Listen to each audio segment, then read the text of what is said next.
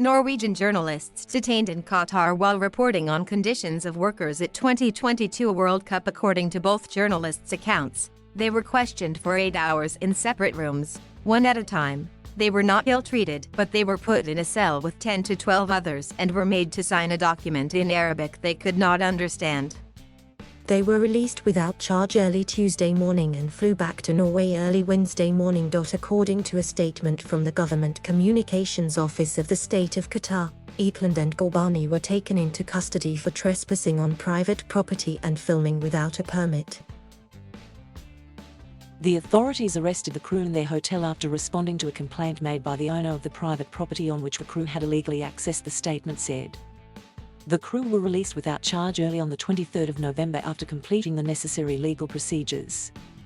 As in almost every country, trespassing is against Qatari law, which the crew members were fully aware of before entering the property. The crew were given access to film wherever they wanted in Qatar. They were provided with all the filming permits they had requested prior to their arrival and were offered meetings with senior government and third-party officials. These freedoms, however, do not override the application of common law, which the crew knowingly and willfully violated. As a result of these violations, the crew were temporarily detained. Qatar's track record on media freedom speaks for itself. Qatar welcomes hundreds of international journalists and NGOs every year to report freely in the country. No journalist has ever been detained when Qatar's laws have been respected. NRK's Director General Thorgermund Eriksson said he disagreed with the Qatari description of events.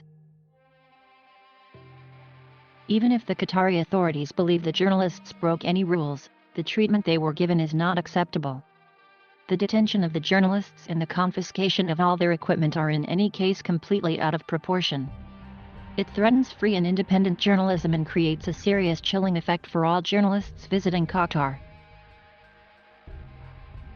Eriksson went on to call the situation very serious, in particular when two of our employees have been arrested and interrogated in connection with their journalistic work. We note the statement by the Government Communications Office in Qatar that states the crew knowingly and willfully violated the law by trespassing on private property before they were released without charge. FIFA will remain in further contact with NRK and the SC, who collaborated with, and assisted, the crew during their time in Doha. It comes after last week's International Labour Organization report, which said that at least 50 of Qatar's workers died in 2020, stating that the country was inadequately investigating these workplace deaths. Non-governmental organizations have alleged that migrant workers involved in World Cup infrastructure projects have been mistreated and abused. Qatar's Ministry of Labour said in a statement that figures reported in media on migrant worker fatalities have been wildly misleading. The government has been transparent about the health of our foreign population, and in reality, levels of mortality in Qatar are on par with wider demographics globally. Still, improving the health and well-being of foreign workers remains a top priority, the ministry added.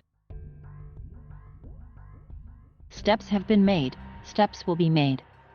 I think we need also to recognize the positives if we want to encourage those who have embraced a way like Qatar is to continue in that way, recognize what has been done, look at the concrete facts and figures, make the necessary criticisms as well, but always try to be constructive and to see what has been done and what can be done more in a positive sense.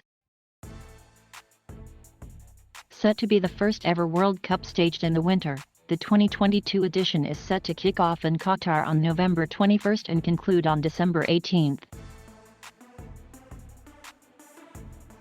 Thank you for watching. Please subscribe.